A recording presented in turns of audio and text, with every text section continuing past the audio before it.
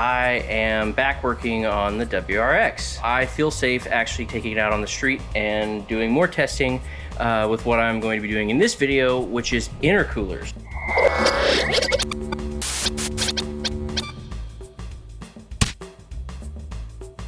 It is currently 96 degrees according to my watch, so what better weather to test intercooler performance in than the sun? I know I have the Perrin intercooler, top mount intercooler. I believe I have a GrimmSpeed top mount intercooler. I have a Cobb top mount intercooler.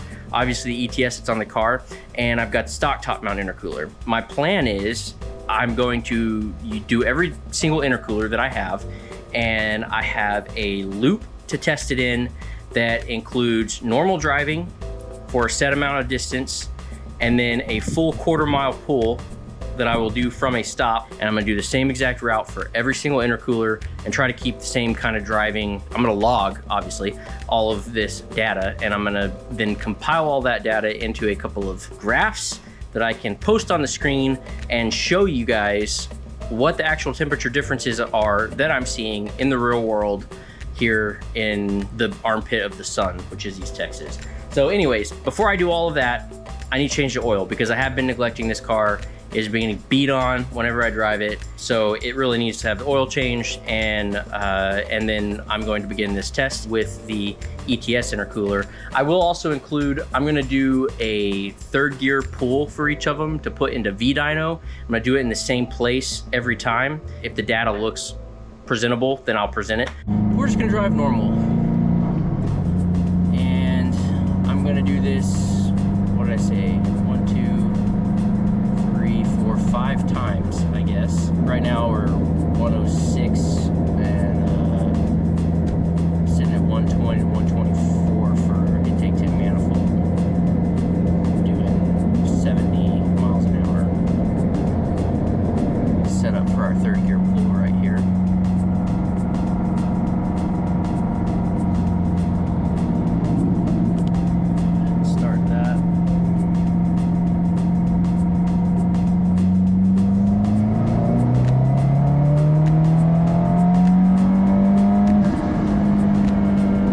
So for the ETS top mount intercooler, it's very flat on the third gear pull, very similar to stock, but it does start to climb a little bit sooner, and we get to our peak intake manifold temp of 131.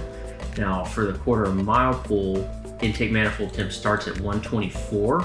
We have a slight climb off the hit, and then it dips towards the middle. We get down to 120, and then it climbs up to 151 there. If you have found this video helpful, good. We want to be as helpful as possible. And one way that you can help us is by liking the video and subscribing to our YouTube channel. That really helps with the YouTube algorithm, which gets us in front of more people, which helps us be more helpful to those people. Please leave a comment. We read the comments, we respond to the comments, and we are happy to take your feedback into account and try to improve what we're able to provide in terms of content. So anyways, that's all for me. Back to the video. Okay, we are back in the garage after testing the ETS top mount intercooler. Now I'm gonna put the stock intercooler on and go through the same test and see what kind of numbers we get.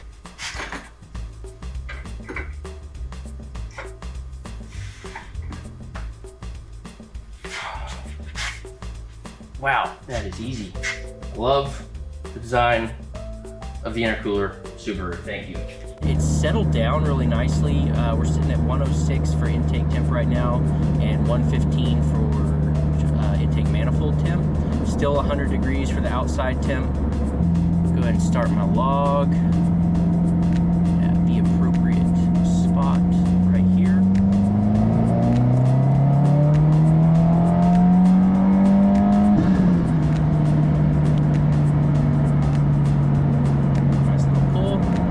Up to 140, intake temp is 120. It's pretty warm.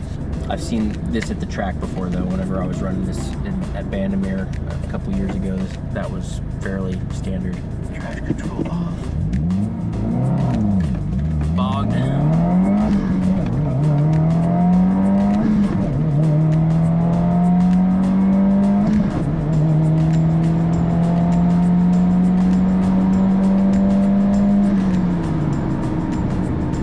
So here's a third gear pull. As you see on the graph, We have pretty flat temperature. It doesn't really change until near the end of the third gear pull. We get a slight dip and then it climbs back up to around 127 degrees. Now here's the one for the quarter-mile pull, which this one's interesting because while it actually starts out pretty hot, which is just something that I see a lot when doing quarter-mile testing. When I had the stock top-mount intercooler, it would start out high, it would drop low, and then it would stay pretty flat and then climb at the end again. What's interesting about this one, it starts out around 131, it dips to about 122, climbs up again to about 127, 128, 129, and then it falls again a little bit to around 126, 124, yep, and then it climbs back up for our peak of 149, yeah. So, but there's an interesting, like, it's interesting that it climbed, that it dipped and then climbed, and then dipped and then climbed again. But you can see the second climb is like where it really is starting to take on some heat.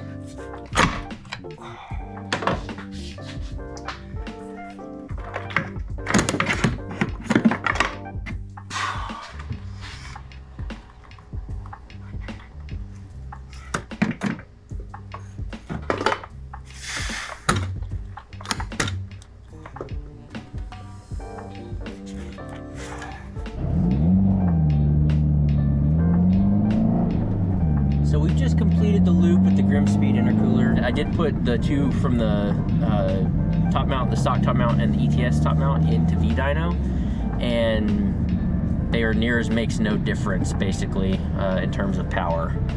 All right, stopping the loop. All right, so this is gonna be the third gear pull that I do. That's like a, you know, dyno pull kind of thing for V-dyno, just to see if there's any kind of power difference.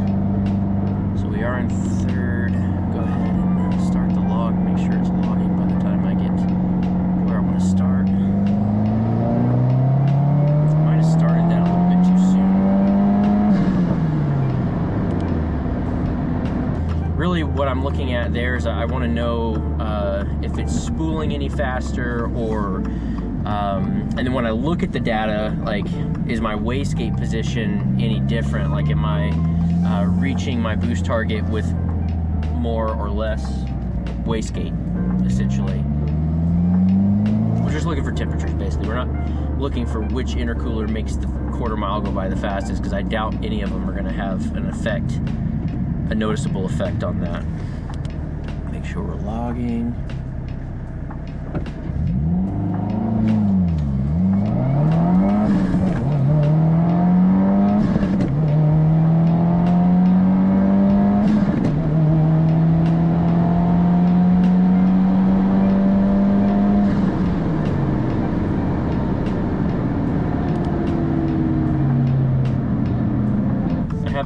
The Blount turbo sitting at home in a box, and I need to put that thing on, as well as a couple of the little bolt-ons, like the Perrin inlet pipe, and I have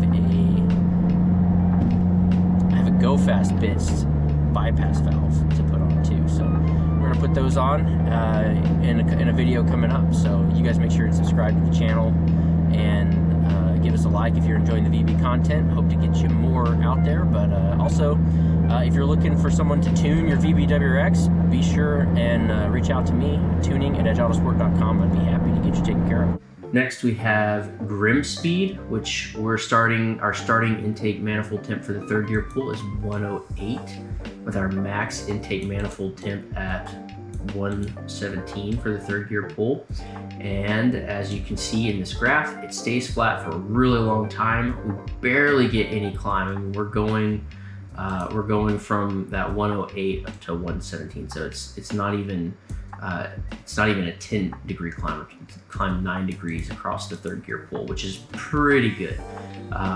Now for the quarter mile pull, we're starting at 118, and our max intake manifold temp is 136. This one got into the dip sooner, so like as soon as we got movement, it shed the heat really quickly, and then it just kind of climbed back out of that dip. It didn't really gain temperature right at the beginning of the movement. Like it really shed the heat quickly, and then climbed out of that for our peak of 136. Another day, another intercooler. I don't want to do the Cobb shroud because then that'll mess the test up for other intercoolers that require the stock shroud. And I know the Cobb shroud will probably have some positive effect on the Cobb, but I think what I'm going to end up having to do is just omit it and not run the Cobb shroud.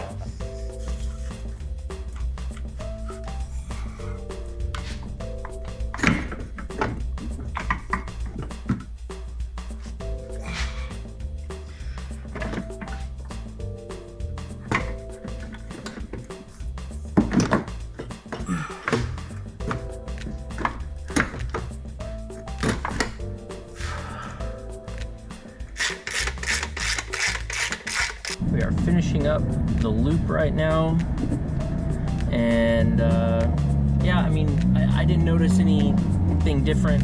I really think they're all going to probably run pretty close to the same in terms of just normal driving. As of right now, the three that I've tested so far are all within a degree of each other. It's really going to come down, I think, to how hot they get across a quarter-mile pool, how much heat climbs, and or how quickly they shed the heat. So here we are again for yet another third gear pull.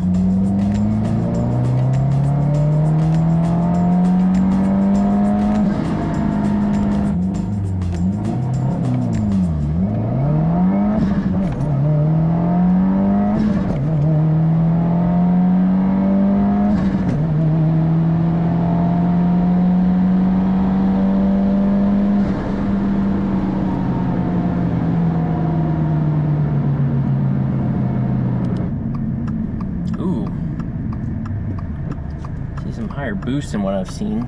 That is another thing like that I'm looking at is pressure drop, and how I'm comparing that is I'm looking at wastegate position and boost at a certain point in the log, and just kind of seeing where each intercooler comes in at, because like for instance, a higher wastegate position and a higher boost pressure would tell me that the car is achieving that boost pressure at like easier, like it's not having to work as hard. So like because the boost isn't going to change all that much because of the electronic wastegate, it's really good at hitting its target.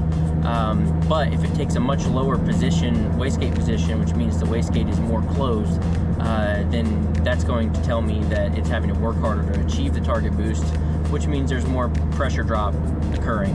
So next we have the Cobb intercooler, which we are starting at 111 to 113 on the third gear pull, and we have a peak of 124. As you can see, this is very much like the GrimmSpeed one, where it's nice and flat throughout the beginning of the pull, and then very end we get just a teensy bit of climb. It is a little bit higher of a climb, 111 to 113 to 124. Yes, it's about 10 degrees, so that's very similar to the GrimmSpeed. For the quarter mile pull, we're starting at 122 degrees. It climbs a little bit. The Cobb does have that nice dip in the middle where it's getting airflow and it cools off, sheds all that heat before it starts to get heat soaked and then climb. So now you can see what I mean by radically different. Like, see the intake, rather than it having that 90 degree, like where it comes up from underneath and then into the intake and over, it's a much smoother transition. So that is something that I've been kind of excited to test. The level of install for the Perrin intercooler is slightly above the others by the fact that it looks like I just got out of a swimming pool. Yeah, this is definitely the biggest intercooler. As you can see, we have their coupler in there, which connects to the part that clips into the lower charge pipe. You pull that little adapter out and you connect their coupler there. There's probably a better solution to this, but again, this may not be a permanent intercooler, so I'm not too worried about it. But right there, I have zip ties holding this line away because it's touching whenever it's on there. And I don't know where else it can go with it being in at the throttle body there.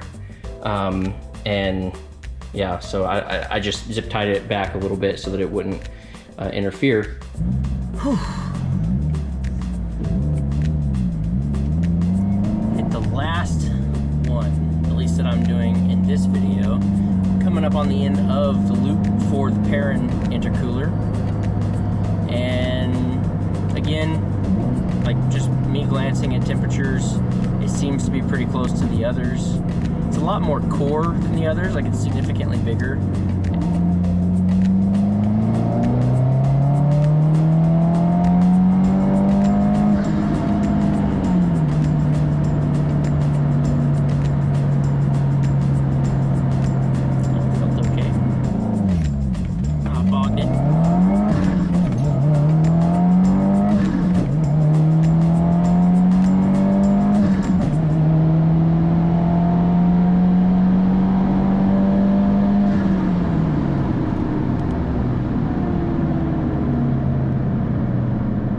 Next, we had the Perrin intercooler starting at 113 degrees for the third gear pull with a peak of 120 degrees. So that's a very low delta. 113, 120 is only 7 degrees. I would say in terms of performance, the Perrin is probably going to be the best overall, just because it's so much bigger than the others. But fitment on it was very difficult with how big it is, and that's understandable because it's huge. So anyways, moving on to the quarter mile pull, we have a 122 degree start point with a peak of 142. So looking at a 20 degree climb there, and it does what they have all done: slight climb and then dip and then climb back out, with the overall shape of the curve seeming to be a little bit flatter than the others, but very similar all across the board there. Okay guys, wrapping up my thoughts on the intercoolers here. My number one takeaway is that the stock intercooler is not that bad on these cars, because we have 4 other really good intercoolers. They're all within a couple of degrees of each other. So it's very much subjective. It's going to come down to your personal preference as to which one you like. I will talk about the power though real quick. And I am correcting for temperature and the atmospheric pressure on the V-dyno. Looking at the power band, again, this is kind of, it's hard to say for sure it being V-dyno, but you can see the lime green line there, which is Perrin, and the dark green line, which is GrimmSpeed. The GrimmSpeed spool's a little bit faster, and it seems to carry in the mid-range a bit better than Perrin. That kind of weighed into my decision a little bit. I noted that GrimmSpeed has the better power band of all of them, with Perrin having the best peak numbers and Cobb being a close third. They're all very close. I mean, we're within 10 horsepower from stock, and we are within about 12 foot-pounds of torque. So this is not a huge difference. For my findings, GrimmSpeed and Perrin kind of stood out, with Cobb kind of coming in a close second/third, and then ETS and stock. So for fitment, I made some notes. The GrimmSpeed won this by a decent amount. It is extremely easy to install, smaller than the others, and it just fits really nicely. Just because it's small doesn't necessarily mean that it's not performing as well as the others, as it does outperform the others in a lot of the different metrics that I was comparing to. Yeah, so GrimmSpeed is the winner for me. For one, I just like the way it looks. Was one of the top in terms of power. It tied for the most torque. I just felt that I liked the way this one looked in the engine bay the most, and so that's why I went with it. Be sure and stay tuned to the channel if you have any interest in VB WRX content. Also be sure and stay tuned if you have any interest in Explorer ST content, because I did get the wife's car into the 11s the other day. Oh, that's the other thing. If you have a VB WRX and you would like to get it tuned, be sure and hit me up. I'd be happy to do it for you. You can email tuning@edgeautosport.com, or you can find me on Facebook Messenger or Instagram at tunedbyalan. Anyways, I'm gonna end this video because it has gone on way too long. I'll catch you next time.